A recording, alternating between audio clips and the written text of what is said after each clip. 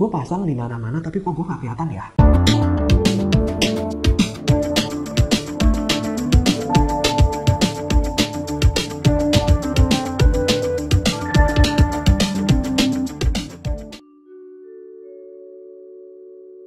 Tips nomor 1, skala dan visibilitas. Dari beberapa hal yang harus kita perhatikan, itu salah satunya adalah tinggi bangunan. Tinggi bangunan itu menentukan berapa besar signage yang harus kita pasang.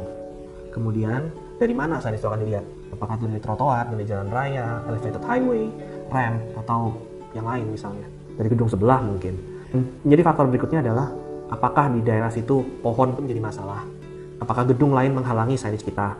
Apakah ada rencana atau bahkan ada signage lain yang sudah berada di sekitar situ yang bisa mempengaruhi visibilitas dari signage yang kita miliki itu. Nah, itu secara garis besar itu yang poin-poin utamanya. Kita bisa detailin lagi nih. Kalau dari jalan itu yang mau dilihat tuh maksudnya yang kita kejar tuh siapa? Orang yang naik mobil kah? Atau orang yang lagi jalan kaki kah? Atau bagaimana? Itu juga penting karena klien kita tuh siapa.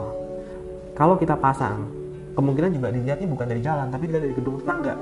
Karena klien kita, salah satunya juga orang-orang yang bekerja di gedung sebelah, itu bisa jadi potensial klien kita. Nah itu balik lagi ya, apakah harus dilihat dari mana dan bagaimananya, itu kembali dari pihak klien. Siapa sih yang dituju sama klien kita ini? Dan metode apa yang harus kita pakai untuk mencapai sasaran tersebut? Itu kita harus komunikasikan. Kemudian ada limitasi-limitasi tertentu, misalnya tinggi gedungnya terlalu tinggi, sehingga kalau kita harus pasang di atas, itu malah nggak kelihatan dari mana-mana. Atau juga mengenai warna gedung itu sendiri. Kadang klien punya logo dengan warna tertentu yang ternyata mirip dengan fasad gedung. Akhirnya ketika dipaksakan untuk dipasang, logonya tuh nyaru kalau siang. Dan kalau baru malam hari itu kelihatan jelas. Hal ini banyak terjadi di jalan-jalan utama di Jakarta. Tapi itu kadang-kadang orang yang bilang, kok gue gak pernah lihat ya, tahu-tahu ada. Kok gue lihat tapi siang hari gue gak ketemu ya. Salah satu problem yang maksud saya sampaikan ini. Hal-hal seperti ini memang tidak bisa dibakukan bahwa ini adalah case by case yang harus dikomunikasikan dengan pihak tenant, misalnya dengan pemilik gedung, atau bahkan dengan kontraktornya juga. Ini hal-hal yang menurut saya terkait dengan skala dan visibilitas gedung itu sangat penting. Oke, terkait dengan bahan dan konstruksinya, signage itu sebenarnya simpel ya. Kalau untuk outdoor ya, either nyala atau tidak nyala. Nah, kalau tidak nyala ya bahan utamanya dominan adalah metal, besi atau stainless atau kuningan, bahkan tembaga kalau memang diinginkan. Itu kembali lagi dari preferensi masing-masing klien dan image seperti apa yang ingin ditampilkan. Kalau untuk yang menyala, nah pilihannya sebenarnya nggak nambah banyak, tapi jenisnya yang nambah banyak. Kalau mau menyala tuh apakah menyala depan, lampunya kelihatan atau lampunya nggak kelihatan, atau cuman bentuknya seperti siluet, seperti beberapa contohnya saya sebut. Zaman dulu itu dia pakai lampunya itu nyalanya siluet, jadi cuma kelihatan bayangan ada berpendar di sekitar huruf itu berpendar, tapi yang depannya sendiri tidak nyala. Atau kita ambil contoh ekstrim satunya, di mana hurufnya menyala semua, satu persatu hurufnya menyala.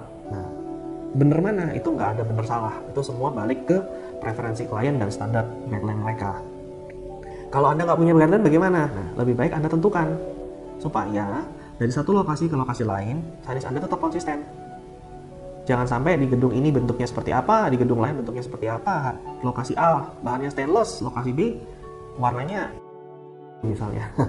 Itu nggak ada, lagi-lagi nggak ada yang benar, nggak ada yang salah. Tapi kita harus pegang satu baku. Karena identitas kita itu ditentukan dari keseragaman, bukan dari bagaimana bentuknya.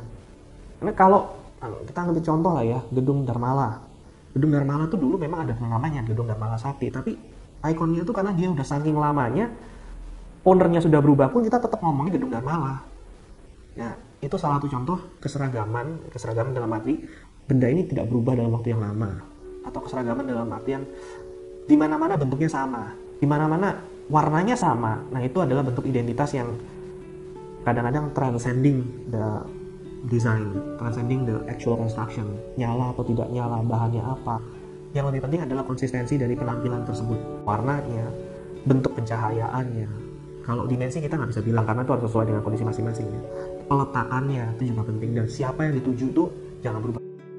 Hari ini Anda sasar orang yang pedestrian, next time over Anda sasar yang di gedung-gedung tetangga. Nah, ini kan nggak konsisten.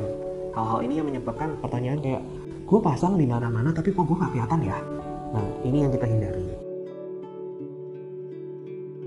Oke, tips ketiga, electrical. Sebenarnya electrical itu sederhana sekali. Pertama, harus cukup, harus memadai.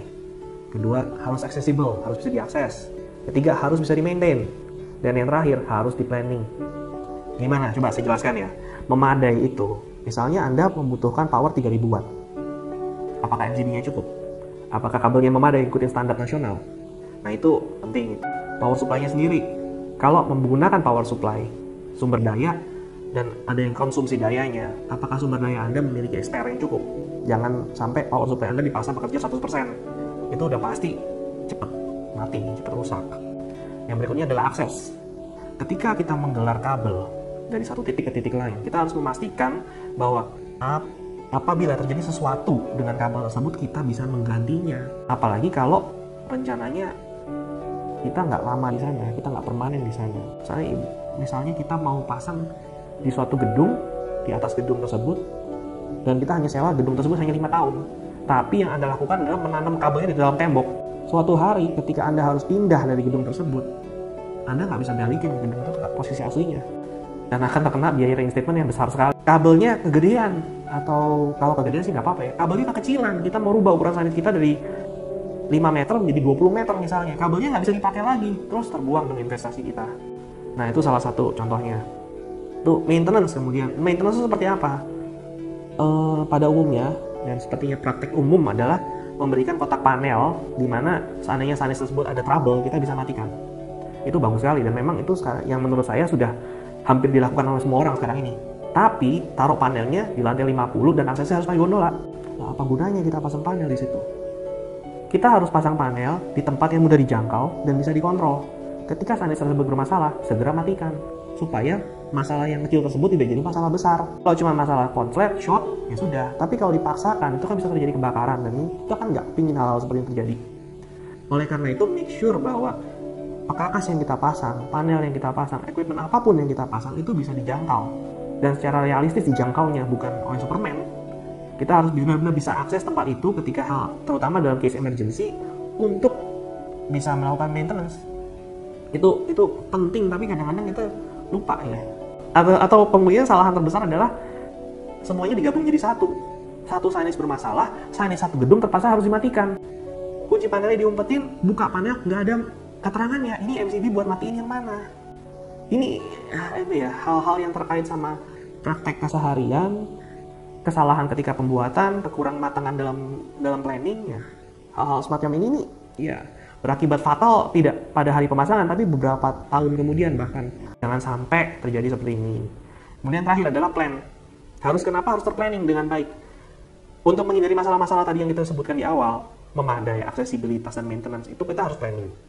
Dan kemudian planning itu juga mungkin lebih dari itu mau saya jabarkan adalah kalau Anda tahu Anda mau pasang signage di ujung sana, di ujung parkiran gedung Anda, apakah Anda punya jalur kabel ke sana? Kalau memang belum ada, apakah sudah digelar jalur kabel ke sana? Ini ketika mau memasang signage itu, kita harus planning.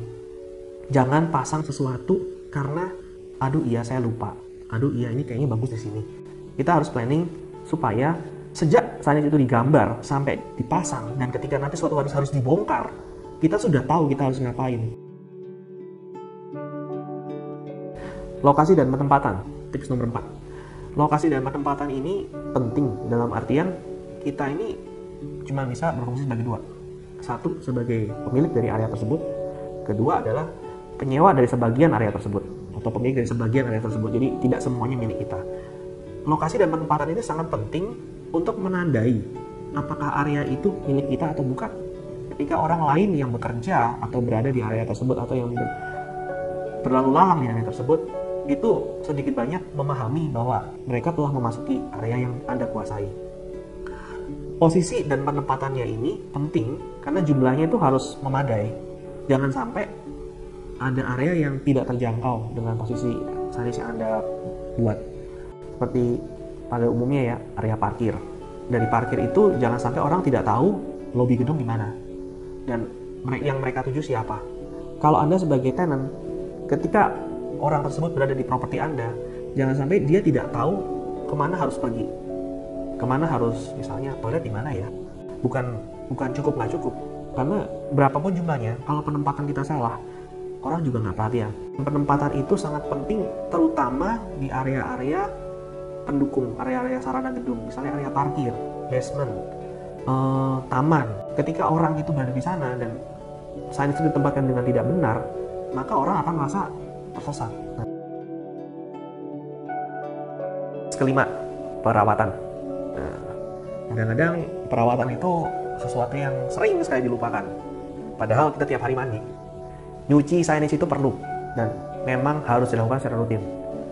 Hal ini sayangnya sering sekali dilupakan atau bahkan diabaikan oleh pemilik dari signage tersebut karena sepele dan menghabiskan biaya.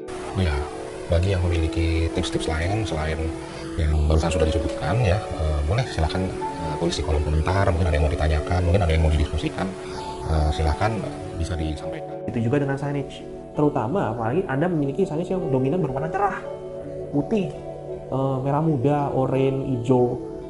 Kalau sudah kotor, langsung dibersihkan nggak kenapa-kenapa. Kalau sudah kotor tapi sudah berkerak, kemungkinan besar Anda harus mengganti signage tersebut. Warna hitam pun kalau nggak di manage dengan baik itu bisa pudar. Nggak ada istilahnya signage yang bertahan selamanya. Oleh karena itu, pastikan bahwa Anda memiliki regimen yang sudah terplanning. Berapa bulan sekali Anda melakukan pencucian, berapa bulan sekali Anda melakukan deep cleaning, misalnya dibuka terus dibersihkan bagian dalamnya, kabel-kabelnya dicek semua seperti itu untuk memastikan signage itu tetap operasional dan kondisinya juga tetap prima. Nah, maintenance itu seperti apa? Maintenance itu satu, kita harus cuci, definitely. Kalau habis hujan dilihat ada kotoran enggak. Kalau jelas-jelas ada kotoran leler gitu ya, ambil selang siram. Karena signage kalau udah outdoor itu harus waterproof, minimal water resistant. Bersihkan itu barang, langsung, jangan tunggu. Kalau Anda udah tunggu berkerak 3-4 hari kemudian atau bahkan setengah tahun kemudian baru Anda bersihkan, kemungkinan besar nggak hilang. Kalau udah kayak begini, Anda mau komplain pun nggak ada yang mau tanggepin. Garansi pun hangus seperti ini caranya. Kedua, lampunya mati. Lampunya mati, diamkan saja. Separuh, yang nyala cuma separuh. Satu, kelihatan jelek sekali, membuat image Anda secara keseluruhan menurun. Kedua, itu akan menambahkan beban ke unit-unit lainnya. Kabelnya mungkin jadi panas atau bagaimana. Atau mungkin ada interkoneksi gitu. Jadi power supply satu menanggung beban lebih dari seharusnya karena power supply yang lain tidak bekerja. Contoh kasus yang sering kita temui adalah timer. Wah, signage-nya rusak. Ternyata timernya drift. Harusnya jam 6 sore sudah menyala, tapi timer masih menunjukkan jam 3. Jadi signage-nya tidak menyala. Atau bahkan timernya malfunction di mana siang hari pun menyala. Akhirnya barang yang harusnya bertahan 2 tahun, akhirnya cuma bertahan setengah tahun atau bahkan 3 bulan karena overuse. Kalau barang nggak dikasih istirahat pasti rusak. Kalau kebutuhan Anda adalah signage yang menyala 24 jam sehari, ada metodenya dan itu pastinya lebih mahal daripada signage yang hanya menyala pada umumnya 6-12 jam. Kalau signage tersebut dinyalakan terus-menerus, impact-nya adalah panas. Nah, panas ini penyakit. Kalau warna-warna cerah, kemungkinan besar akan menguning, menjadi kekuningan. Ya salah. Kalau warna-warna gelap akan memudar warnanya. Nah, ini sebisa mungkin dihindari. Hal-hal sepele seperti timer, mencuci itu bukan biaya besar. Tapi seringkali dilupakan. Banyak ada orang bilang kan masih ada garansi. Garansi itu mengcover apa? Garansi itu kita harus perhatikan. Garansi untuk power supply itu berapa lama, garansi untuk lampu itu berapa lama, dan semua garansi itu pasti ada terms and condition of usage. Bagaimana barang itu digunakan dan apa yang dianggap sebagai suatu kewajaran. Kalau penggunaannya dianggap tidak wajar, ya tentunya kalau misalnya saya sudah kotor dibiarkan setengah tahun, itu udah pasti tidak wajar. Dan kalau Anda klaim garansinya, ya pasti tidak akan bisa. Nggak ada manufaktur yang mau menggaransi hal-hal seperti itu.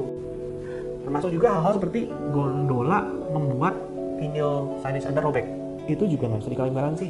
Nah, itu adalah suatu kecelakaan. Dan hal-hal lain, misalnya signage-nya dibuka oleh teknisi lain dan kita tidak tahu ngapain di situ, dan kemudian signage itu rusak. Tentunya kita tidak bisa mengklaim garansi dalam hal seperti itu. Dan kita harus mengingatkan klien, hey, ini sudah waktunya loh untuk dicuci, hey, ini sudah waktunya loh untuk diganti. Apa yang harus diganti? Berapa lama harus kita ganti? Berapa sih lifetime yang diharapkan dari signage tersebut? Dan hal-hal semacam ini itu nggak ada bakunya. Di awal ketika kita engage dengan kontraktor, kita harus tanda kutip berbicara dan komunikasi secara jujur. Apa ekspektasinya? Berapa lama itu barang akan berada di sana? dan setelah itu akan diapakan. Oke, sebagai penutup, terima kasih sudah mendengarkan. Sekian tips-tips yang bisa saya sampaikan pada kesempatan kali ini. Dan tentunya apa yang saya sampaikan pada hari ini tidak bisa mencakup semua situasi. Tapi saya berharap semoga sedikit banyak bisa membantu dan mencerahkan Anda yang sedang membutuhkan atau mempertimbangkan untuk memasang signage pada gedung Anda, bangunan Anda, ataukah Anda sebagai seorang tenant yang akan memasuki sebuah gedung dan berada di sana.